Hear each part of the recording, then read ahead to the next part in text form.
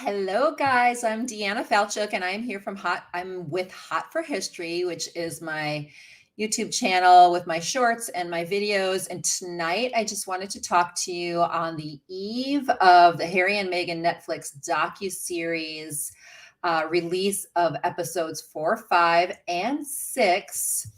Because I know there's a lot of anticipation, especially we will all here in America be waking up to seeing quite a few reviews, I'm sure, from the UK. But I wanted to just talk to you a little bit about, I guess, some good news for them, and then also the Rotten Tomatoes reviews. So what we can be expecting tomorrow, I think, according to their trailer, we should be seeing things like they were making innuendos and little sound bites that are saying that the palace was setting up stories to try to replace maybe a story that had a negative spin toward one of the other royals, and replacing it with a negative story about Meghan. And they were also implying that the royal family lies to cover up for Will, but not for them, but won't tell the truth for them. And yet they're not citing any specific information. So yeah, and I do think it was somewhat of a whining fest, as you said. Texas Gina. So yeah, there was a lot of whining, and yet I thought it was interesting because Forbes, I was so curious all week as to what their numbers are, because I like to see kind of what their numbers are. And also, some people say that bad press is good press. And so, obviously they want to be out there. Obviously, they want to be talking about their stories. And so I wanted to kind of run through some positive stuff.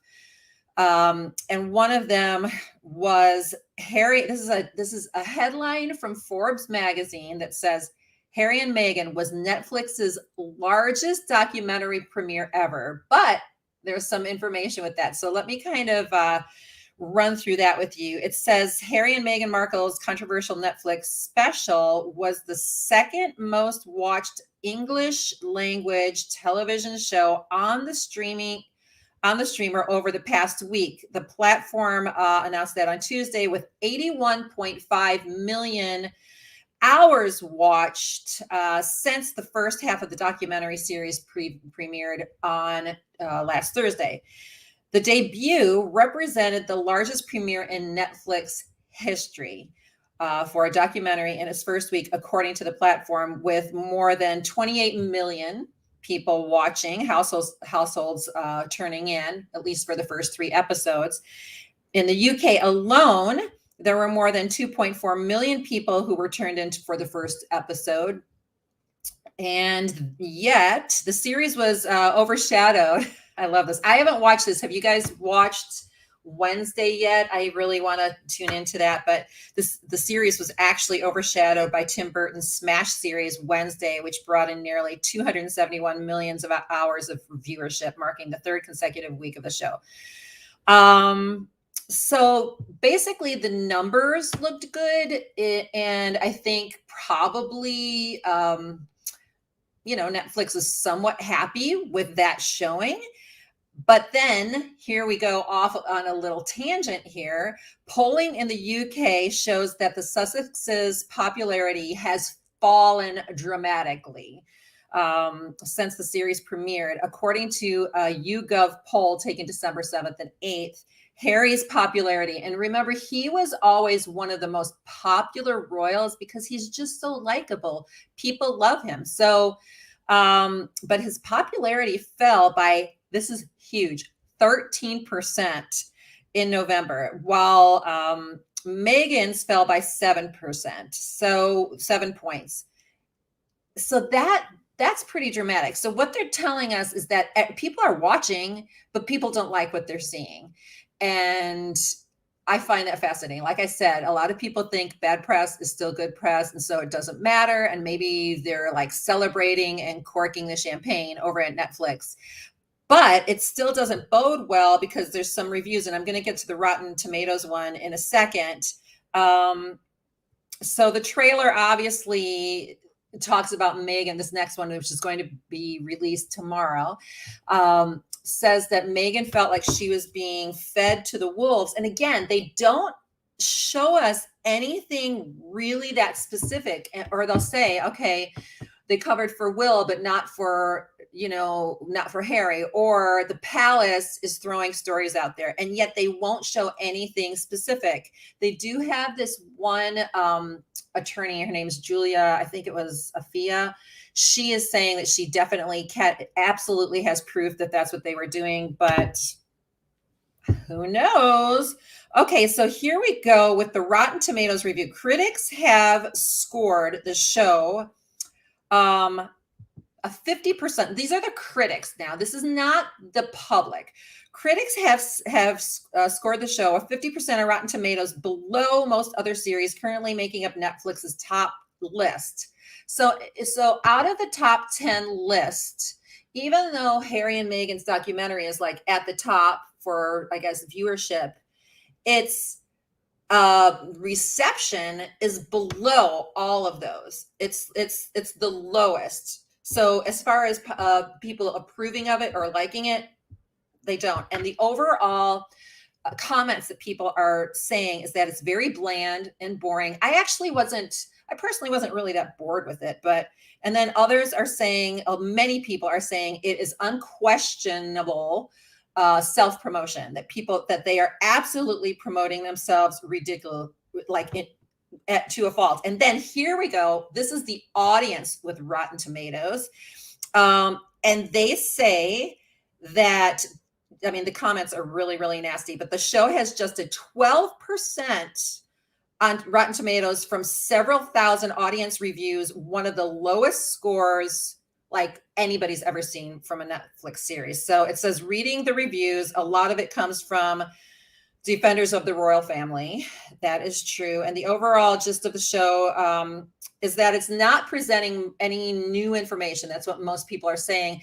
And then overall, they keep saying, listen, they're not proving what they're accusing. So in other words, they're accusing the press of so much. They're saying they're doing this, they're doing that, but they're not showing evidence. And don't we like to see evidence? Because then we're going to know. And any good English teacher even is going to say, okay, if you're writing a paper like that, or if you're doing, let's say, a script like that, you have to give examples of something exactly, what they're talking about. So it's just, I think what we're going to be expecting is that, and then the other comment is that people are saying that it's very much to an American audience. And I agree, Americans we're kind of used to people being, kind of taking an opportunity and trying to, profit off of it. And yet in this particular case, it's very tacky. And Harry especially keeps talking about gaslighting, but he's doing a lot of gaslighting himself. Like last week in one of the episodes, he said, can you imagine taking $25,000 just to sell pictures or whatever? Well, they took $100 million apparently. We don't know if it's just for that series or if it's for a whole deal. To be able to basically sell out this family in many ways. So that is something to really to call out as well. So let's read some of the comments. I think they truly love each other, but lies yeah. And okay, so Roger, I'm going to show your comment. I do think I feel like Harry, you guys can tell me what you think. When Harry's talking, he comes off honestly like he's like a natural. Like he's so natural in front of the camera, and he just seems like he is being 1,000% genuine. I feel like she doesn't. I'm not a body language expert, but I've been watching some of those. She doesn't really come off as authentic to me. It seems contrived and seems tried. Now, commenting again on the, let me see. Okay. And, regarding that bow again, I just have to say something. She could have been maybe self-deprecating in that, although it came off so bad. And this is a comment that I want to put up too. It would crush Di to know the boys are fighting. Yeah, because there are some people will say, oh, she would have been so proud of Harry for like doing what he's doing. But remember that she actually sacrificed her time with the boys because she believed so strongly in that family. And it wasn't just the queen, although she wanted them to be with the queen, but also with the family. She wanted them to be with the cousins. She did not want to break up the family. And she said it many, many times. And it is devastating when we really get to the heart of it, that these two brothers, and they even had called like the four of them, at least, you know, the two couples, like the Fab Four, and Kate especially was really close to Harry. She loved him. And so it is, it's very, very sad. And I agree with you 1,000%. Okay. And here we go. Kate has a lot more class, and I feel the royals have been so very hurt that you can't really hurt them anymore. Well, I think they have, you know, long history of so much stuff. I mean, it goes way, way back. This whole, I mean, I'm thinking of starting to research a little bit more about the press, and it really started with Queen Elizabeth, who came out and, you know, made her speech when she was 21 years old. She was the first one to put the Christmas episodes up, and so the Queen herself really was kind of a product of the times when television is coming out after radio and all of that. But even before that, like Queen Victoria was very, you know, she was written in the papers all the time. She wrote her own books, you know.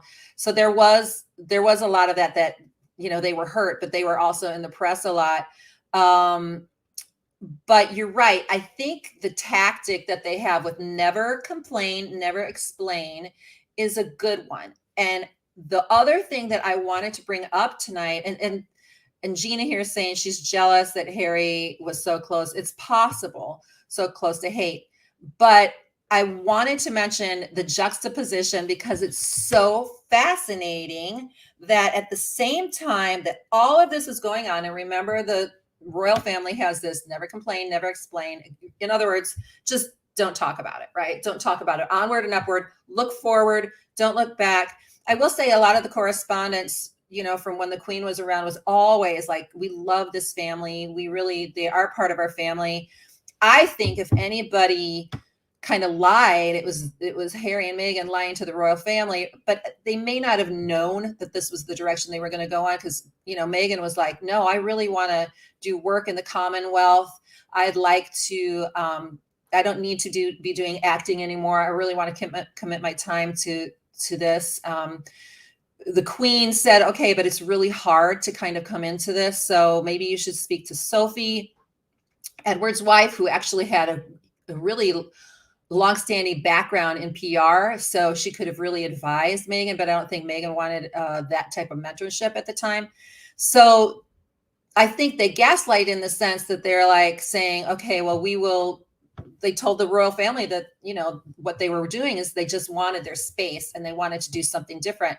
And they had support for that. I mean, they did have to, you know, resign in their positions, but they did have support for that. But nobody said to them, oh, by the way, we're going to do a Netflix documentary and, you know, talk about our family all the time and how awful it's been, you know. So that is, you know, that's how it is. And I agree. I do think that it comes from all of the different sides. I think that there's a lot of hypocrisy as well on the royal family side. I think that obviously we know about Andrew. And then on top of that, Prince Charles, King Charles, now, even last year, like he was caught, like, I don't know what it was, if he was taking money or something, you know, so there's all kinds of things that are kind of hypocritical about this. But the thing is that many families have their, like, every one of us, honestly, probably could talk about our families, but we choose not to. So there's sort of like this sacred rule. Okay, fine. There might be that dysfunction, but work it out kind of in the confines of your own privacy. However, it's not really a private family.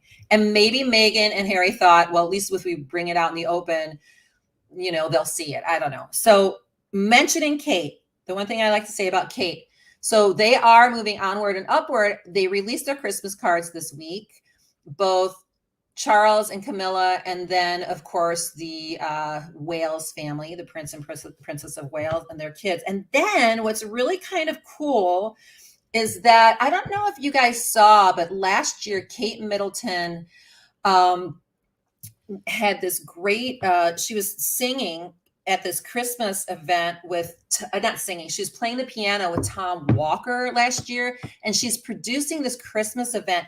And tomorrow night, the same night that the last 3 episodes are being produced, she's recording at Westminster Abbey this big Christmas show, and it's said that she might also be playing at it again. And they have the following people in it. I think it's Catherine Zeta-Jones, who's going to be narrating the Christmas Eve broadcast with the Royal Carols, and then Mel C from the Spice Girls will be there. Craig David, Hugh Bonneville, Kristen Scott Thomas, opera singer Alfie Boe, and Les Miserables star Samantha Barks. So she's going to be hosting this. They're going to be recording it tomorrow night, and then it'll be broadcast on Christmas Eve. But in the midst of all of this, they're not making comments. Now, after the Oprah interview, Will did make a comment, and he said, our family's not racist. That was his comment. But they're not going to be saying anything. So, all right, let me look at some of these comments. Yeah. Okay. So when Meghan bowed Gina, he did grimace. But the big question is why did he still allow that to be edited, like stay in? I think, it can be taken as, oh my gosh, what an insult. But it also could be taken that she was making fun of herself. But the one argument that I have about that is that I feel like she was very insensitive to that particular culture. It's hard to define the difference in that culture, since as Americans, we are similar to the British, except that we didn't want to have a king and a queen. And that's why, we're independent like that. But we forget that it is a different culture. And if we're coming into that culture, then, and especially if you're marrying into it, try to honor that. Like if you would, I have an extremely diverse family, and we honor all of those cultures. Like I have so many different cultures in my family. It's very diverse. And we would just respect that. Like if I'm in Ethiopia, or if I'm in Ukraine, or, whatever country I'm in with my family, I will be respecting that culture, and they'll be respecting mine. So I am Irish and recommend that you and your listeners look at the Tudors connection with the Windsors. Prince Harry's real name is Harry nickname. Yeah. Well, Mary Kate, I'm really into like studying. If you start studying the Tudors all the way back, it's really great to start studying all of that. So, what is everybody looking forward to tomorrow? Are you watching it? I'm curious if you watch it out of curiosity. I've had some people say I'm not watching it at all because I don't want to give them, any money or whatever. But I'm like an extremely empathetic person. Like I can see in some ways why they would want to just use their voice. I really feel that it's possible. And this is my, my psychological, what do they call it? A couch psychiatry, when you're kind of sitting on the side and you're not really a professional at it. I just feel like Harry especially genuinely feels like all of these things that had gone. I think everything's magnified in his mind based on his awful experience and the fact that it's been a hard wait. It's hard to heal after your mother dies like that. And you would blame the press. And so the big question is, yes, obviously they're superstars. So they're going to have, the royal family, they're all superstars. So they're going to have all this attention. And especially if it's a new royal like Meghan was. But with all of that, is it magnified and is it more intense because it's like an open wound? If you knew your mother died that way, like even if these guys are being innocent, like and they're not told, the media isn't totally innocent, but I would think that it would be a constant trigger. And so for him, maybe it was a way when he says, I had to get out of there and I had to go to California, he really needed to. He needed to get his headspace. He needed to kind of get away so he could kind of deal with it. But the truth is that if you don't really deal with it and deal with what is the root of it, it doesn't matter if you go to California, if it doesn't matter if you go off to Africa, which he loves, you're still going to be haunted with that when they show up, and you're still going to have a trigger. And there's some wounds, I can speak for myself, that no matter how much counseling you go through or whatever, there's always going to be a little trigger. And until you're aware that that's a trigger and you may be magnifying the problem, you may really be believing it, but you may be magnifying it, like you'll never kind of be freed from that. Secondhand embarrassing. I know. Okay. So Kat, she says, I wanted to give them a chance, but I had secondhand embarrassment watching it. So poorly done. Really thought they'd do a better job. I know it was cringy in some ways. And I'm kind of like you, like I wanted it to be like, wow, like, what are they going to tell us? Like, what are they going to tell us? Is it going to be something really, really unique? So we can just go, oh my gosh, I didn't know that. You know, this is crazy. Like I had no clue. And then we'd be surprised. But it was so poorly done. Like, I didn't think the intro was great. I thought it was good. I didn't think it was great. I loved the music, like almost all of their music choices. You can see that basically they probably sat down for 2 or 3 interviews, and then everything else was just edited footage in there. So I think, just like the critics have said, it's very much kind of self-promotion and very bland. That's what you get out of it. We kind of want more. And for me personally, like, I want to believe you. Like, if you're saying that that the royal family, lied to protect Will, but wouldn't tell the truth for you, or however he says it, or if Meghan, you're saying that they fed you to the wolves, and, I want to know, like, show me, like, tell me how, don't just tell me, show me. I mean, if you were just going to tell me, I could just read, a book or read a headline and not read the full article. I'm watching this because I want you to show me. I want you to back up your claims. And that's where I think we don't get it.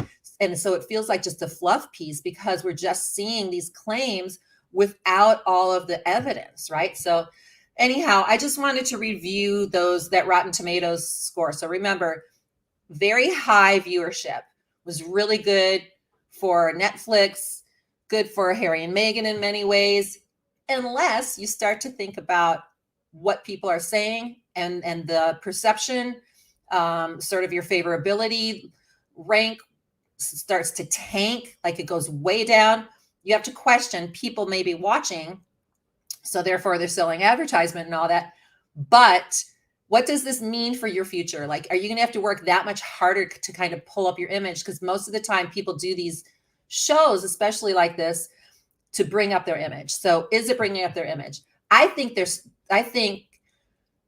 very American. Like I said, I think they'll find a way here. I think it's going to be really hard for them to go back. And then to think about the fact that this is Harry's home. Like, I don't know, as a wife, I think for me, I would still want to say, look, this is your family. There's a way for us to be able to blend my family and your family. I mean, I've done it several times with all of my children and everything. So anyhow, let's watch for it. I will go live again tomorrow. They're going to regret it. Absolutely, Julie. They're going to regret it. I know. And then the children also may not have as much access to their family and their grandparents, but let's see. All right, guys. So let's watch it tomorrow and let's chat tomorrow night and see what's up. And in the meantime, I'm also looking really forward to hearing and seeing what Kate has produced for her Christmas concert. I think that's going to be really fun. If you get a chance to go back to watch last year's performance with the Duchess of Cambridge and Tom Walker playing the song, was so amazing. It was honoring the Duke of Edinburgh. And now this year they're going to do this whole thing honoring the Queen, which is so, I don't know, it's so surreal that all of that's happening, this beautiful, like, way to honor her. at the same time when there's all this buzz about, you know, the Queen's grandchildren. So it's kind of interesting. All right. I will chat with you guys later. Good night. We'll talk to you soon. Bye.